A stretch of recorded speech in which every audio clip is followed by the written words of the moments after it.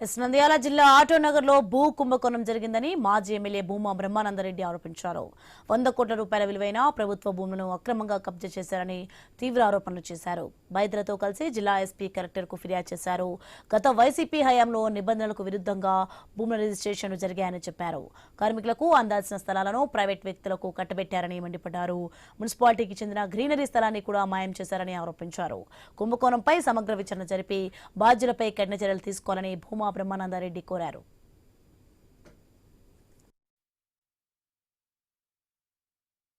India చరిత్రలోనే ఇప్పటి వరకు జరగనట్టుగా ఈరోజు ఆటోనగర్లో ఒక 100 కోట్ల స్కామ్ జరిగిందనే దాని మీద ఈరోజు ఎస్పీ గారిని కలిసి కంప్లైంట్ ఇవ్వడం జరిగింది. గతంలో ఉన్న కమిటీ వైఎస్ఆర్సీపీ టైంలో తెలుగుదేశం పార్టీకి సంబంధించినప్పుడు ఆ రోజు చంద్రబాబు నాయుడు గారు బై ఎలక్షన్లో కార్మికులందరికీ కూడా సంతోషంగా ఉండాలని చెప్పేసి రిజిస్టర్ చేసే విధంగా జీవో పాస్ చేశారు. ఆ జీవో పాస్ చేసిన తర్వాత తెలుగుదేశం 19 వరకు ఉన్నంత వరకు పట్టాలు ఇవ్వగలిగినంత వరకు 300 మందికి ఇచ్చారు. ఒకసారి వైఎస్ఆర్సీపీ గవర్నమెంట్ ఫామ్ అయిన తర్వాత పాత కమిటీని రద్దు చేసి కొత్తగా వైఎస్ఆర్సీపీ కౌన్సిలర్లు కానీ వాళ్ళ నాయకులు అందరూ కమిటీలోకి వచ్చి ఉన్నదాన్నంతా కూడా పట్టాలని ఎలా కార్మికులకు అందకుండా అన్యాక్రాంతం చేసే విధంగా ఈ రోజు ప్రైవేట్ వ్యక్తులకి అమ్మడం కానీ లేకపోతే వాళ్ళ కుటుంబ సభ్యుల మీద రిజిస్ట్రేషన్ చేసుకోవడం కానీ దాదాపుగా 100 కోట్ల వరకు ఫ్రాడ్ చేసి ఈ రోజు అన్యాక్రాంతం చేయడం జరిగింది. సభ్యులం మేము ఇప్పుడు వచ్చేసి మళ్ళా 460 మంది అయినాము. వాళ్ళ వర్కర్స్ వాళ్ళు అంటే వీళ్ళ పిల్లలు అంతా కలిసి. కానీ ఆ పిల్లల్లో మీద ఇప్పుడు వచ్చేసి మళ్ళా ఒక 50-60 మంది దాకా పిల్లలు కాదు డబ్బులు తీసుకున్నాడు. స్థలం ఉన్నది వేరే వాళ్ళకు ఉన్నప్పుడు 2.5 ఎకరా ఉన్నది. ఆ 2.5 ఎకరాలు పిల్లలకి ఇస్తామని అప్పుడు అందరు పెద్ద మనుషులు ఇది చేసుకున్నారు.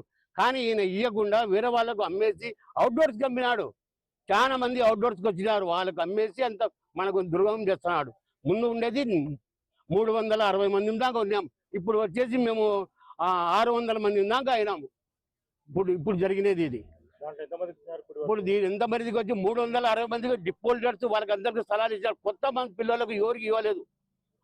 వాళ్ళు వచ్చేసి 60-70 మంది దాకా ఉన్నారు. జరిగిన తర్వాత నుంచి దీనిలో అక్రమాలు చోటు చేసుకున్నాయి. దానికి సంబంధించిన అకౌంట్ బుక్స్ కానీ మినిట్ బుక్స్ ఆడిట్లు ఇటువంటివి కూడా నేటి వరకు 2014 నుంచి ఈ రోజు వరకు ఆటోనగర్ సభ్యులకు చెప్పలేదు, చూపించలేదు. అడిగిన వాడి మీద బెదిరింపులు కూడా జరిగినాయి.